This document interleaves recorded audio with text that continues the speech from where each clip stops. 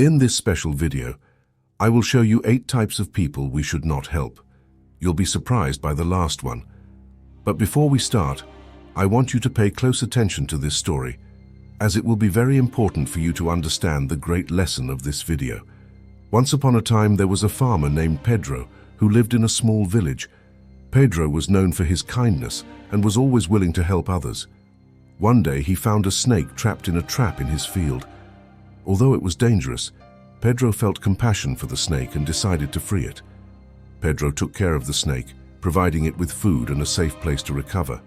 However, as soon as the snake felt better, it bit Pedro and slithered away. Pedro, hurt and surprised, realized that the snake's nature was to bite, no matter how much help it received. This story teaches us that some people, like the snake, do not change their nature. Sometimes, in our desire to help, we may ignore the signs and end up hurting ourselves. It is crucial to know whom we are helping and understand that not everyone will value or appreciate our efforts. Imagine your energy is like a battery. Some people recharge it, while others drain it faster than a phone with 100 apps open. Does this sound familiar? Let's expose these energy vampires and understand why it is crucial to recognize them. Before we dive into the first type of person, if you value these videos, please subscribe and click the bell to stay updated. Let's begin. First type of person, the ungrateful. Have you ever encountered someone who seems to have a black hole instead of a heart? These are the people who, no matter how much you give, always want more and are never satisfied. Imagine you're at a restaurant, enjoying a delicious dinner with friends. Suddenly you hear someone loudly complaining about the food, the service, even the color of the paper napkins. Yes, you guessed it. It's the professional ingrate in action. But why do some people seem perpetually dissatisfied? Psychology has some interesting answers. According to a study conducted by the University of California, people with low self-esteem tend to be less grateful. It's as if they have a filter that only lets the negative through, blocking out all the good that life offers them. Now, we're not saying you should cut ties with every person who forgets to say thank you, but it's important to recognize when someone is constantly abusing your kindness. As the famous businessman Richard Branson once said, treat your employees like you want them to treat your best customers. We can extend this advice to all our relationships. Think of gratitude as a plant. It needs to be watered and cared for to grow. If you are constantly giving water, time, energy, and resources to a plant that never blooms, maybe it's time to ask if you are cultivating the wrong garden. But be careful. Let's not confuse ingratitude with constructive honesty. Your friend who tells you that you have spinach between your teeth before an important meeting is not ungrateful. They are a hero without a cape. The difference lies in the intention and pattern of behavior. A fascinating study published in the Journal of Personality and Social Psychology revealed that grateful people are not only happier, but also have stronger and longer-lasting relationships. It's as if gratitude is the invisible glue that keeps our social connections together. Now, what to do with these people?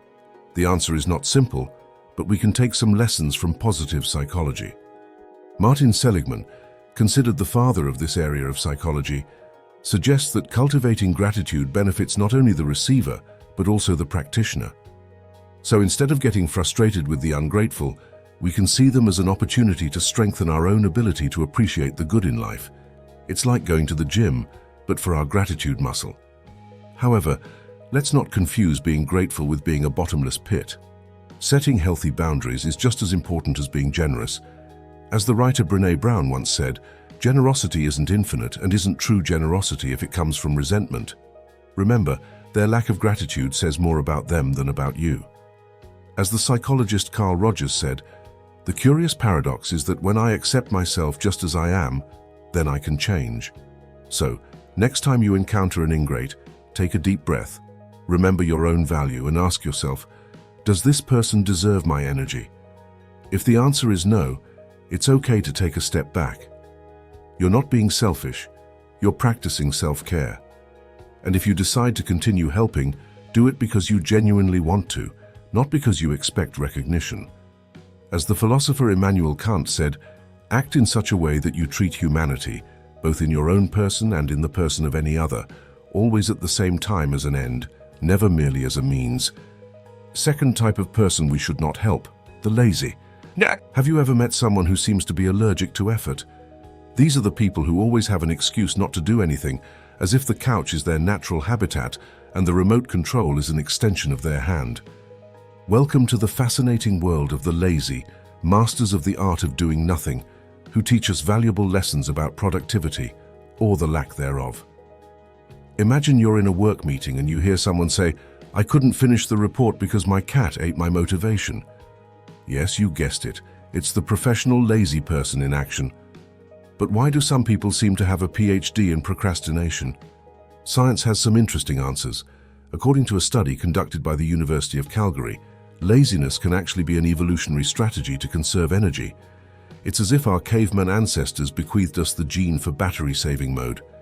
However, in today's world, where we don't need to save energy to escape predators, this strategy can become counterproductive. Psychologist William James once said, "Nothing is so fatiguing as the eternal hanging on of an uncompleted task." And he was right. Procrastination not only affects our productivity, but also our mental health. A study published in the Journal of Psychological Science found that people who regularly procrastinate have higher levels of stress and poorer overall health. But all is not lost for our lazy friends. As the famous physicist Albert Einstein once said, "Laziness is the mother of all inventions." And while he probably said that while looking for an excuse not to comb his hair, he has a point. Sometimes the need to avoid work can lead to creative and innovative solutions. Now, how do we identify a chronic lazy person? Here are some warning signs. Sign 1. The king of excuses. These individuals have more excuses than a cat has lives. "I couldn't exercise because my plant needed me to sing to it to grow" is just the tip of the iceberg. Sign 2. The "I'll do it tomorrow" expert. For them, tomorrow is a magical place where all pending work accumulates. Spoiler, that tomorrow never comes. Sign 3. The leisure multitasker. They can watch Netflix, scroll through Instagram, and complain about work all at the same time. If they used that energy to be productive, they would probably have solved global warming by now. Sign 4. The shortcut seeker. Always looking for the easiest way to do things. If there were an app to breathe for you, they would be the first to download it. Sign 5. The just 5 more minutes person. For them, the alarm clock is just a friendly suggestion. Just 5 more minutes, they say, and before they know it, an hour has passed. Now, we're not saying you should cut ties with everyone who prefers a nap to a gym session, but remember, surrounding ourselves with lazy people, we run the risk of becoming the sore thumb in a hand of lazies. As Jim Rohn, businessman and motivational author, once said, "You are the average of the 5 people you spend the most time with." So choose your company wisely, because you might end up being the only tooth in a mouthful of motivational cavities. Third type of person, the irresponsible. Have you ever met someone who seems to live in a world without consequences? Welcome to the fascinating universe of the irresponsible, those experts in avoiding commitments and blaming everything and everyone but themselves. Imagine you're on a boat, and suddenly you notice there's a hole in the hull, and water starts coming in. While you and the rest of the crew try desperately to plug the hole and bail out the water, you see someone sitting calmly on the deck sunbathing and saying, "It's not my problem. I didn't make the hole." This, my friends, is the irresponsible in their natural habitat. When we try to help someone with this behavior pattern, we often find ourselves in a frustrating cycle. No matter how much we strive to support them, our help rarely results in significant progress. The irresponsible avoid responsibilities and have an almost Olympic skill in blaming others for their own failures. If something goes wrong, even if it's completely unrelated to our intervention, we can end up being pointed out as guilty. This is not only unfair, but can also have a considerable emotional and reputational cost for those who try to help. Therefore, it is essential to adopt a careful approach when dealing with people who behave this way. How to do this? An effective strategy is to invite them to reflect on their actions and the consequences they have. Instead of solving their problems for them, we can guide them to develop self-evaluation and self-management skills. Neuroscientist Richard Davidson has shown that the brain is extremely plastic, capable of changing and adapting even in adulthood. Therefore, there is hope. Although they may need a little push, or perhaps an elephant-sized push, as Nelson Mandela once said, Education is the most powerful weapon which you can use to change the world. In this context, education includes not only academic knowledge, but also the ability to take responsibility and learn from mistakes. Dealing with irresponsible people is an exercise in patience and self-control. As philosopher Bertrand Russell said, "The whole problem with the world is that fools and fanatics are always so certain of themselves, and wiser people so full of doubts." So, next time you encounter a chronic irresponsible, take a deep breath and remember, at least you have the intelligence to doubt whether you should continue helping them. In summary, while helping others is noble, there is a limit, and that limit usually begins when the other person uses your kindness as a cushion for their laziness. So, instead of getting frustrated, consider this as an opportunity to practice the art of saying no in a friendly but firm manner. After all, sometimes the best way to help someone is not helping at all.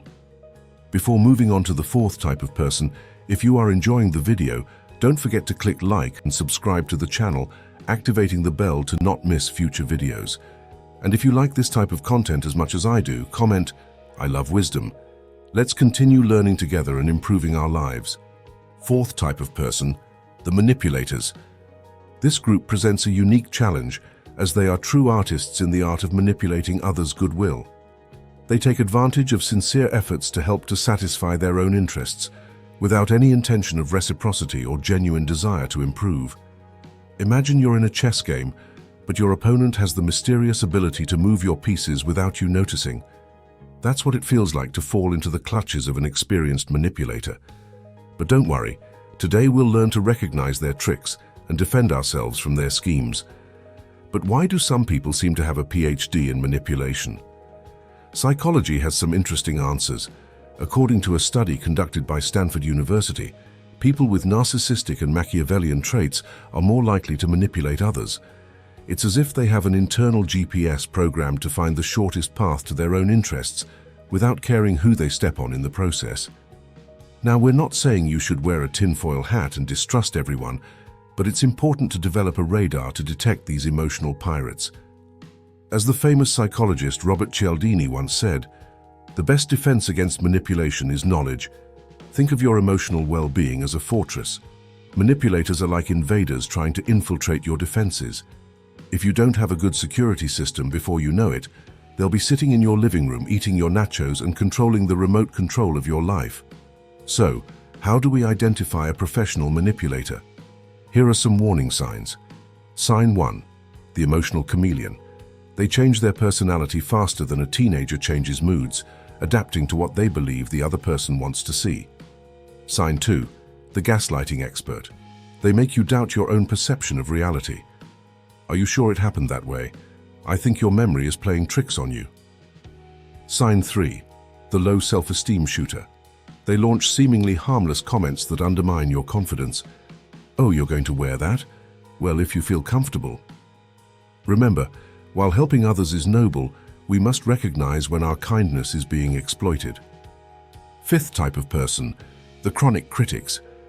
Now let's move on to the fifth type of person, the chronic critics. These individuals have an infallible radar for finding faults in any situation or person, from your choice of clothes to the way you organize your schedule. They will always have something to criticize. Identifying them can be as simple as listening to their conversations. Their comments are usually negative and destructive rather than constructive. If that's the case, you might be dealing with a chronic critic. Handling them can be like navigating an emotional minefield. No matter how well-intentioned your efforts are, they will always find a way to dismantle them with their razor-sharp critiques. But why are they like this?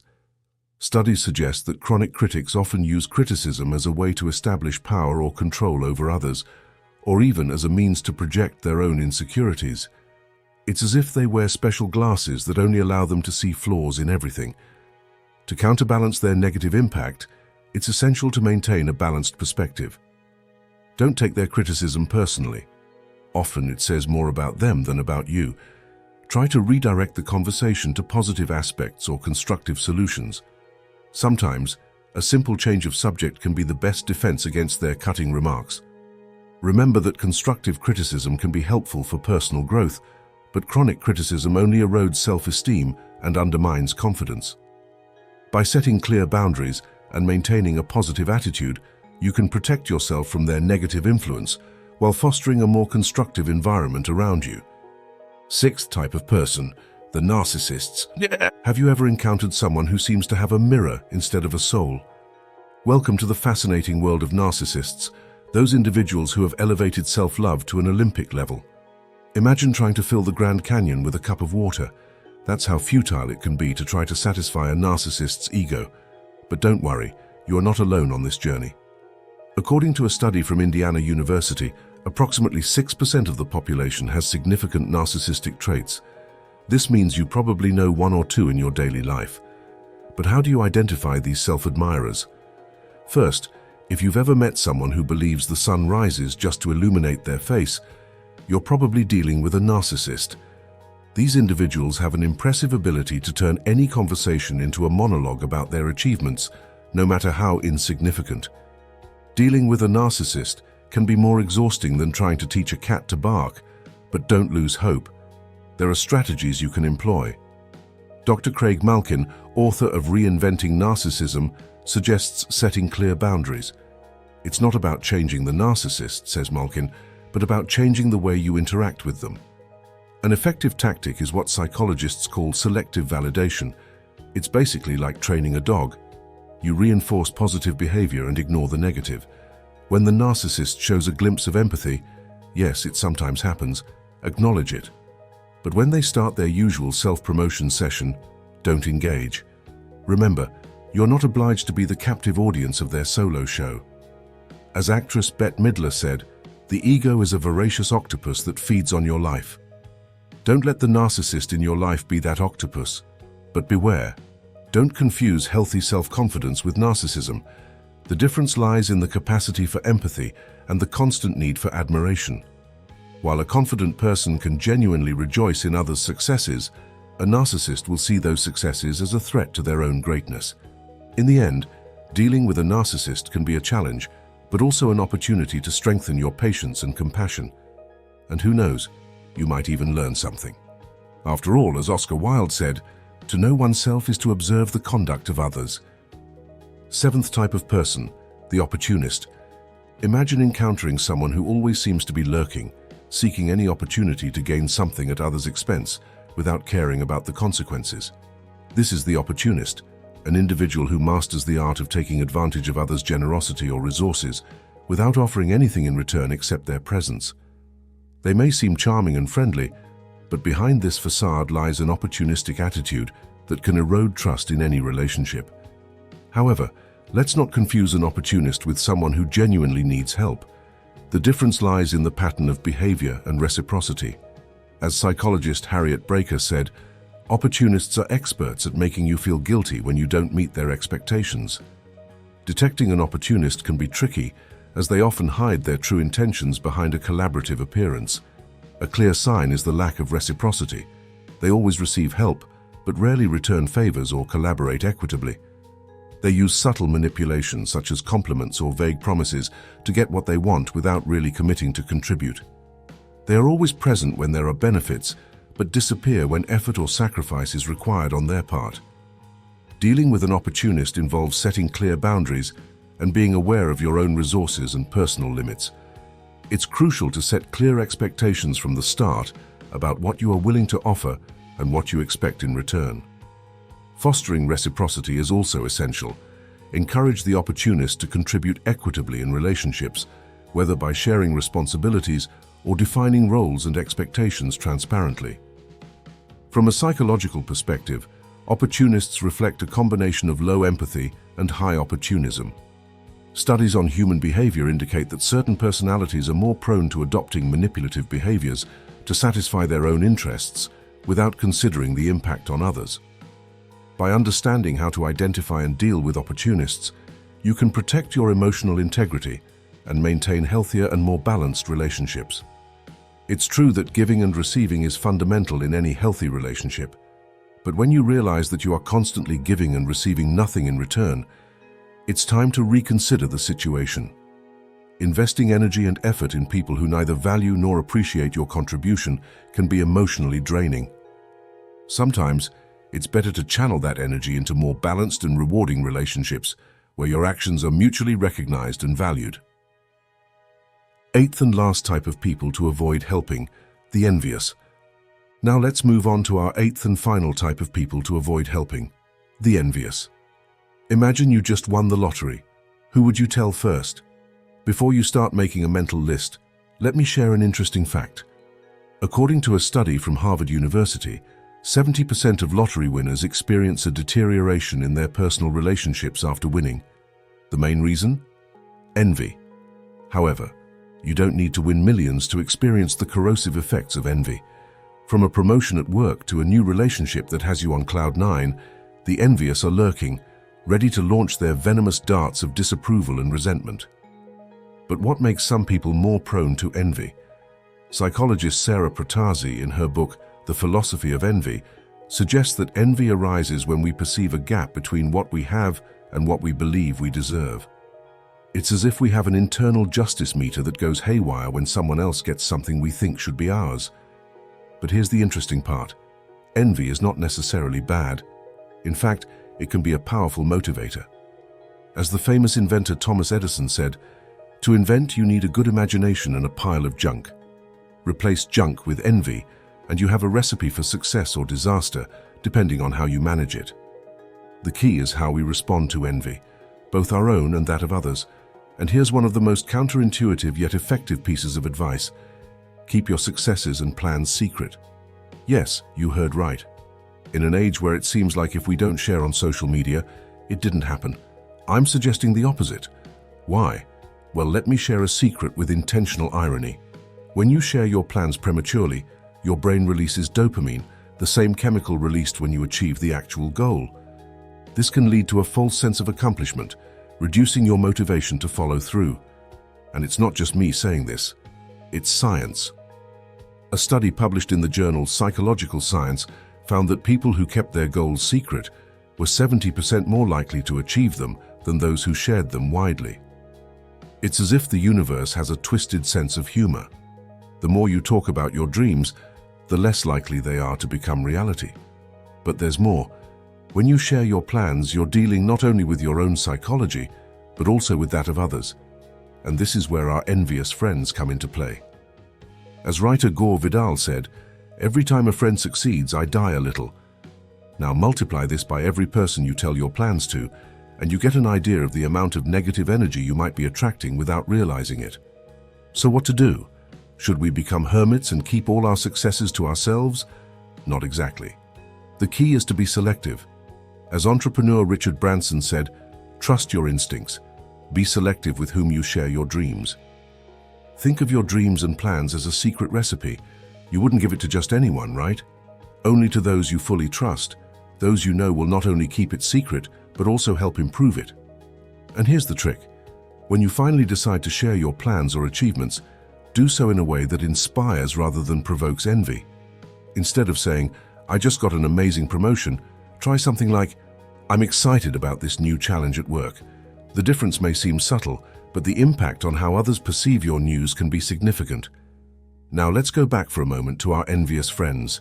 How to identify them? Here are some tips. Tip 1. The forced complimenter. Their congratulations sound more artificial than a bon appetit at a vegan dinner. Tip 2. The professional minimizer. No matter how big your achievement is, for them, it will always be just luck or something insignificant. Tip 3. The compulsive competitor. Your success is just an opportunity for them to tell you how they did something better, faster, or cheaper. Tip 4. The covert saboteur. They encourage you in public, but in private, they do everything they can to sabotage your plans. Tip 5. The information collector. They always want to know more details, not out of genuine interest, but to find flaws or copy you. Recognizing these patterns is the first step to protecting yourself. The second is developing what I call an oyster mindset. You know how oysters produce pearls by turning an irritant into something precious? Similarly, you can turn others' envy into motivation to keep growing and improving. Remember, your worth does not diminish because of others' successes, nor increase because of their failures. As writer Mark Twain said, "Comparison is the thief of joy." Focus on your own path, your own goals, and your own growth. Envy is often a reflection of others' insecurities. As Eleanor Roosevelt said, No one can make you feel inferior without your consent. So the next time you feel someone's envious gaze, smile, not because you rejoice in their discomfort, but because you found a sign that you're on the right path. In summary, being selective with whom you share your achievements and plans is not about being selfish or arrogant. It's about protecting your energy, maintaining your motivation, and yes, also shielding yourself from toxic envy. As philosopher Bertrand Russell said, "Do not worry about what others think. They worry much less than you imagine." So, the next time you have big news or an exciting plan, take a deep breath, smile to yourself, and keep it as a treasure. Share it only with those you know will truly be happy for you. And remember, the best success is the one that doesn't need to be announced. Let your achievements speak for themselves. After all, actions always speak louder than words and definitely attract less envy. In summary, we have seen that kindness and the willingness to help are admirable qualities, but it's crucial to know whom we extend a helping hand to avoid having our generosity exploited or causing us harm. The example of the snake that betrayed Pedro illustrates the fundamental lesson that some people are essentially harmful, regardless of our goodwill. Among these people are the ungrateful, who are never satisfied with what they receive and often show a lack of appreciation that can erode our willingness to help. The lazy, who avoid effort and tend to drain others' energy without contributing. The irresponsible, who dodge responsibilities and can overburden those trying to assist them. The manipulators, who use others' goodwill to serve their own interests, often at the cost of our energy and time. The chronic critics, who dedicate themselves to finding flaws and devaluing others' efforts, eroding self-esteem and confidence. The narcissists, whose inflated egos make it nearly impossible to satisfy them, making interaction exhausting and demotivating. The opportunists, who take advantage of generosity without offering reciprocity or contribution, compromising fairness in relationships. And finally, the envious, whose negative and sabotaging attitudes can undermine our successes and happiness. Each of these types represents a specific challenge that can impact our well-being and the quality of our relationships. Recognizing these behaviors and setting clear boundaries is essential to protect our emotional health and maintain more balanced and healthy relationships. The goal is not to avoid helping others, but to discern when our help is truly beneficial and when we are merely fueling harmful dynamics. By enhancing our ability to identify and deal with these people, we not only preserve our energy and integrity, but also cultivate a more positive and rewarding environment around us. While the willingness to help is an admirable quality, it's essential to recognize that not everyone deserves or needs our energy and attention. The big lesson here is that generosity must be balanced with discernment and self-awareness. Thank you for watching, and I hope this video has helped you identify and better deal with these types of people in your life. If you like this content, don't forget to like, subscribe to the channel, and hit the bell to not miss our upcoming videos. Share your experiences in the comments, and keep following our channel for more tips and insights on how to improve your personal and professional relationships. See you in the next video.